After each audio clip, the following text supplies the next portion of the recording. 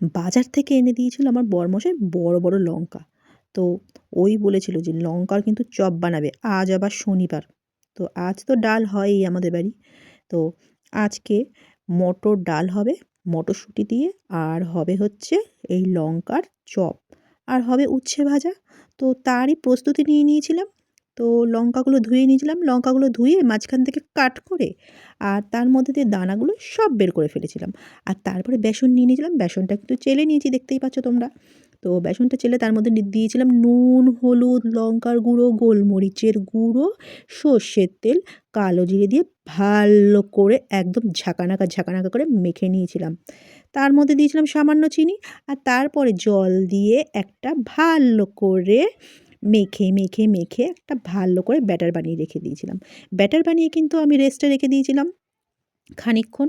তো এদিকে কিন্তু আমি উচ্ছেটা কেটে নিয়েছিলাম অফ ক্যামেরায়। উচ্ছেটা কিন্তু একটু লাল লাল করে ভেজে নিয়েছিলাম বন্ধুরা। তারপরে দেব ডালে ফোড়ন। ডালটাও আমি সেদ্ধ বসিয়ে দিয়েছিলাম আগের দিয়েই।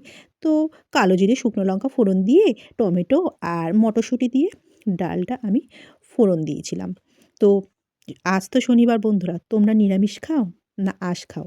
আমাকে কিন্তু অবশ্যই জানিও, জানাতে ভুলো না কিন্তু।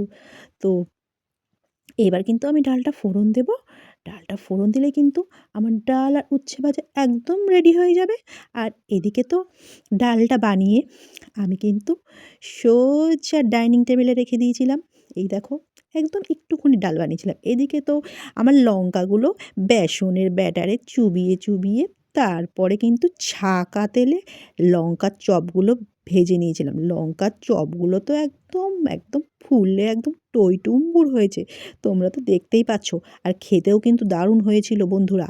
আমি কিন্তু এই থালাটা একদম আমার বড় ছানার জন্য গুছিয়ে দিয়েছিলাম। ওর আবার বাবা বড্ড তাড়াতাড়ি খিদে পেয়ে যায়।